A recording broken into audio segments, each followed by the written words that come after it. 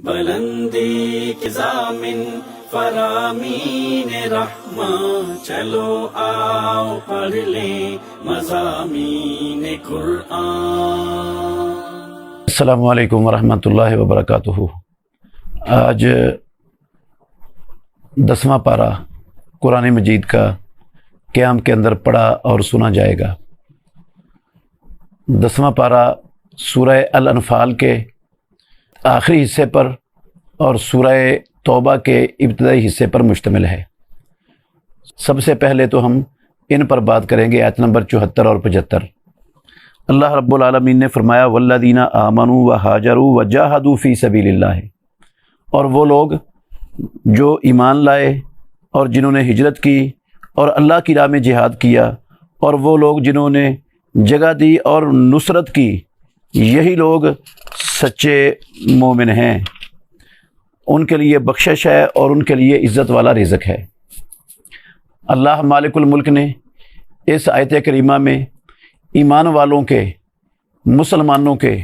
دو گروہ، مہاجرین اولین اور انصار، ان کی تعریف کی ہے، اور انہیں ایمان لانے پر، ہجرت کرنے پر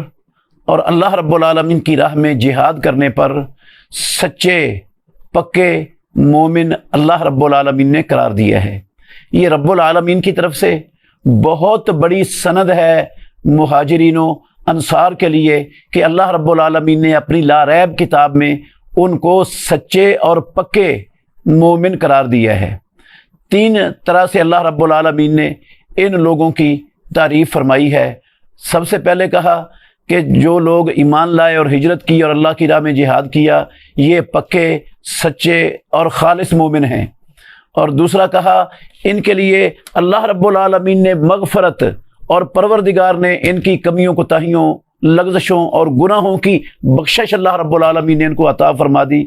ان سے انسان ہونے کے ناطے زندگی میں جو کمیاں کوتاہیاں ہو گئیں، جو لغزشیں ہو گئیں، جو غلطیاں سرزد ہو گئیں، جن سے جو اللہ اور اس کے رسول کی نافرمانی کا کچھ ارتکاب ہو گیا، اللہ رب العالمین نے انہیں وہ ساری کوتاہیاں اور لغزشیں پروردگار نے ان کی معافی کا سرٹیفکیٹ دے دیا۔ یہ دوسری بڑی سند دی ہے رب العالمین نے مہاجرین و انصار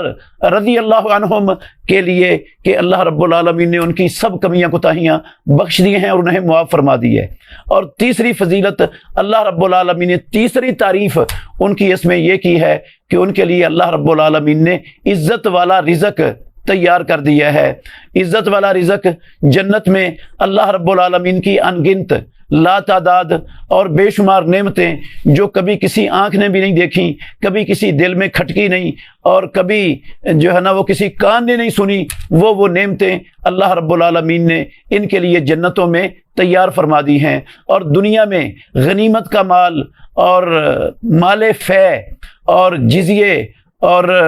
جو ہے نا وہ خراج کا مال، وہ اللہ رب العالمین نے ساری دنیا کے بڑے بڑے اسلام دشمن، اللہ کے دشمن، وہ اپنی گردنیں جھکا کر اپنی کمائی اور اپنی جھولیوں میں بھر کر مال لا کر مسلمانوں کے سامنے پیش کرنے پر مجبور تھے۔ یہ رزق اللہ رب العالمین نے ایمان والوں کو عطا فرمایا ہے، اور ایمان والے اللہ رب العالمین نے ان انصار و مہاجرین کی یہ زبردست تعریف کی ہے قرآن مجید کی اس آیت کریمہ میں۔ اس سے پتہ چلتا ہے کہ جو لوگ ان مہاجرین و انصار کی کمیوں کوتاہیوں کو، ان کی غلطیوں کو، ان کی جو ہے نا لغزشوں کو پوائنٹ آؤٹ کر کے اس کو معاشرے میں پھیلاتے ہیں تاکہ لوگوں کے ہاں ان کی اہمیت کم کی جائے اور ان کا وقار ختم کیا جائے اور ان کو ناقابل اعتبار ٹھہرایا جائے، وہ لوگ اللہ رب العالمین کے قرآن کریم کی اس آیت کریمہ کے منکر ہیں۔ وہ اس آیت کو مانتے ہی نہیں، جن کو ان صحابہ رضوان اللہ علیہم اجمعین کے ایمان میں شک ہے، ان کے عدل و انصاف میں شک ہے، تو وہ لوگ تو قرآن مجید کی آیت کو نہیں مانتے۔ اور جو قرآن مجید کی آیت کا منکر ہوتا ہے، وہ ساری دنیا جانتی ہے کہ اس کا اسلام سے کیا ناطہ، کیا واسطہ، کیا رشتہ اور کیا تعلق باقی رہ جاتا ہے۔ تو جو ان کے بارے میں یہ عقیدہ رکھے کہ رسول اللہ صلی اللہ علیہ وسلم کے بعد وہ تو مسلمان ہی نہیں تھے، کافر ہو گئے تھے، تو وہ تو قرآن مجید کی ان آیات کا منکر ہے۔ اور جو کسی مسلمان کو کافر کہتا ہے، جس کو اللہ نے سچا مومن کہا ہے، اللہ رب العالمین کے آخری نبی محمد الرسول اللہ کا فرمان ہے فقد باء بہ احدہما، اگر جس کو کافر کہا گیا ہے وہ کافر نہیں ہے تو کہنے والا کافر ہو جائے گا۔ اب اللہ نے تو سند نازل کر دی لا ریب قرآن مجید میں اپنی کتاب میں کہ ہم المومنون حقا، وہ سچے مومن ہیں، تو اب یقیناً پھر ان کو غیر مومن سمجھنے والا، ان کو کافر سمجھنے والا، وہ تو مومن نہیں رہے گا، اس کا تو ایمان ختم ہو جائے گا۔ اللہ کے نبی کا فرمان اور یہ قرآن مجید کی آیات بالکل واضح اور بین ہے۔ پھر جو ان کی کمیوں کوتاہیوں کو اچھالتے ہیں وہ بھی ان پر ایمان نہیں رکھتے اس آیت پر، کیونکہ اللہ نے قرآن میں صاف لکھ دیا، اللہ نے ان کی کمیاں کوتاہیاں بھی معاف فرما دی ہیں، تو اللہ نے بخش دیا ان کو، اور ان کے لیے جنت میں رب العالمین نے عمدہ اعلیٰ رزق تیار کر دی ہے، ان کو جنتی بھی قرار دے دی ہے۔ تو اس لیے کسی کلمہ پڑھنے والے کے لیے حلال نہیں ہے کہ وہ ان مہاجرینوں انصار کو، جن کو اللہ رب العالمین نے ایمان کی سند دی، بخشش کی سند دی اور جنت کی سند دی، ان کے بارے میں تان کرے، ان کے بارے میں ان کی کمیوں کوتاہیوں کو ڈھونڈ کر تلاش کر کے لوگوں کو ان سے متنفر کرنے کے لیے اور بد اعتمادی ان کے متعلق پھیلانے کے لیے کام کرے، وہ اللہ رب العالمین کے اس قرآن کو نہیں مانتا۔ اللہ تعالیٰ سب کو یہ قرآن سمجھنے اور اس پر عمل کرنے کی توفیق عطا فرمائے۔ آگے سورہ توبہ ہے، سورہ توبہ اور سورہ انفال، یہ دونوں سورتوں کا مضمون تقریباً ایک جیسا ہے۔ سورہ انفال کے اندر اللہ رب العالمین نے جنگ بدر، جو اسلام کا پہلا فیصلہ کن معرکہ تھا، اس کا بھی تذکرہ کیا ہے، اس پر تبصرہ بھی کیا ہے، اس جنگ سے پہلے کے حالات بھی اللہ رب العالمین نے بیان فرمائے ہیں، اور جہاد اور قتال کے آداب اللہ رب العالمین نے اس انفال کے اندر سکھائے ہیں۔ اور اس کے متصل بعد سورہ توبہ ہے جس کا مضمون اس کے ساتھ ملتا ہے، اسی وجہ سے ان دو سورتوں کے درمیان بسم اللہ الرحمن الرحیم لکھ کر فاصلہ نہیں کیا گیا۔ اور راجع بات یہی ہے کہ اس میں کیوں نہیں لکھی گئی، اور رسول مکرم صلی اللہ علیہ وسلم نے کاتبین وحی کو اس آیت کے شروع میں بسم اللہ نہیں لکھوائی، اس لیے رسول اللہ صلی اللہ علیہ وسلم نے، اس لیے صحابہ رضوان اللہ علیہم اجمعین نے نہیں لکھی، اور یہ اس کے شروع میں بسم اللہ الرحمن الرحیم موجود نہیں ہے۔ تو اس صورت میں اللہ رب العالمین نے عرب کے مشرکوں کے خلاف جہاد کرنے کا حکم دیا، اسی طرح منافقین کے خلاف جہاد کرنے کا حکم دیا، اور ایسے ہی رب العالمین نے یہود و نصارہ کے خلاف جہاد کرنے کا حکم دیا، اور جتنے بھی کفار ہیں مشرکین کے متعلقہ، مجوسی ہیں، ہندو ہیں، کمیونسٹ ہیں، بدھ مت ہیں، یا جتنی بھی نسلیں ہیں کفار کی، جو ان میں سے اسلام پر اور مسلمانوں پر حملہ آور ہوں، جو اللہ اور اللہ کے رسول کے خلاف نبرد آزما ہوں، جو اسلام کو دنیا میں پھیلنے سے روک رہے ہوں، جو اسلام کو مٹانے کی سازشیں، کوششیں اور کاروائیاں کر رہے ہوں، جو ہر وقت اسلام اور مسلمانوں کے خلاف، پیغمبر اسلام کے خلاف کاروائیوں کے اندر شریک ہوں، اللہ رب العالمین نے اس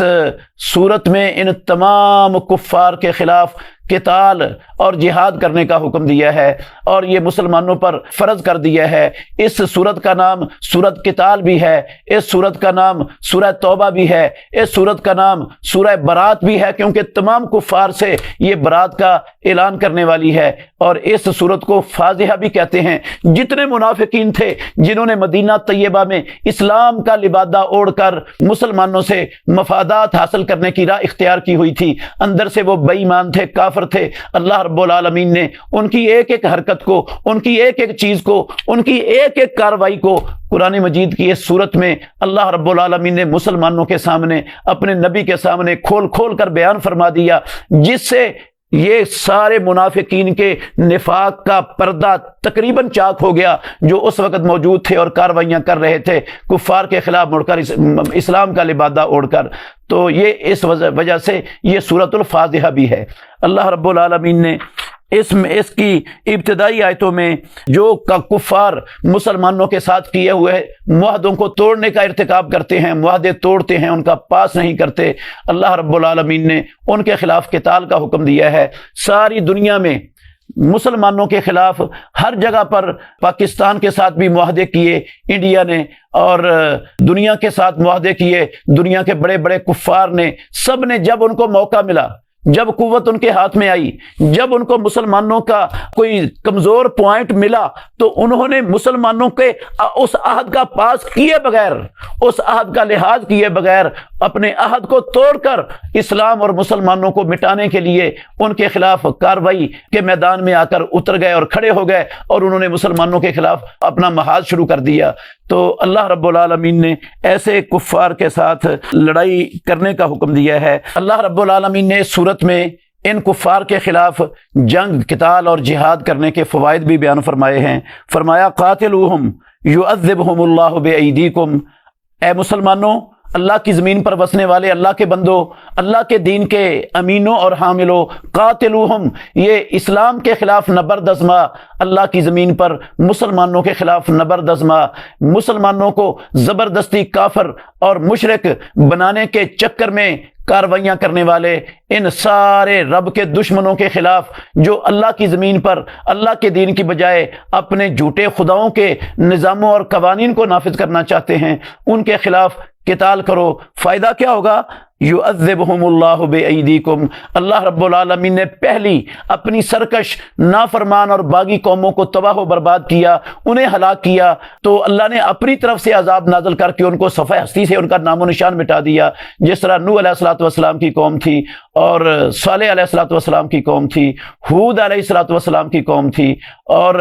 اسی طرح دوسری جو قومیں تھیں اللہ رب العالمین نے شعیب علیہ الصلوۃ والسلام کی قوم تھی، ان کا نام و نشان مٹا دیا۔ لیکن یہ والے جو لوگ ہیں کفار، محمد الرسول اللہ صلی اللہ علیہ وسلم کی امت کے، آپ کی بعثت کے بعد اللہ رب العالمین نے مسلمانوں کی ذمہ داری لگائی کہ تم اپنی استطاعت کے مطابق ان کے خلاف قتال کرو۔ تم قتال کرو گے تو آسمانوں والا رب یہ فوائد تمہیں عطا کرے گا، یعذبہم اللہ بایدیکم، اللہ تمہارے ہاتھوں سے ان کو عذاب دے گا،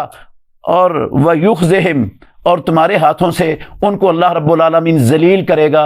رسوا کرے گا۔ ان کی ساری ٹیکنالوجیاں، ان کی ساری قوتیں، حکومتیں، طاقتیں، ان کے سارے وسائل وہ اللہ رب العالمین ناکام اور انہیں نامراد بنا دے گا۔ فرمایا وَيَنْصُرْكُمْ عَلَيْهِمْ، اللہ تمہارے کمزوروں، نہتوں، بے کسوں، بے بسوں کی ان کے خلاف مدد کرے گا۔ وَيَشْفِ صُدُورَ قَوْمٍ مُؤْمِنِينَ، تم ان کے خلاف قتال کرو گے، اللہ تمہارے ہاتھوں سے انہیں ذلیل و رسوا کر کے، ان کی قوتوں کو توڑ کر، ان کی ساری ٹیکنالوجیوں کو فنا کر کے اللہ رب العالمین تمہارے سینوں کو ٹھنڈا کرے گا، اور ان کے دلوں میں جو اسلام کے خلاف، مسلمانوں کے خلاف، پیغمبر اسلام کے خلاف بغض کی، حسد کی، کینے کی، نفرت کی آگ بڑک رہی ہے، اللہ رب العالمین وہ تمہارے ہاتھوں سے ان کے اس غصے کو بجھا دے گا۔ تو اللہ رب العالمین نے یہ فوائد مسلمانوں کو عطا کیے۔ اور پھر جو لوگ اللہ رب العالمین کی راہ میں جہاد کرنے سے کنی کتراتے ہیں،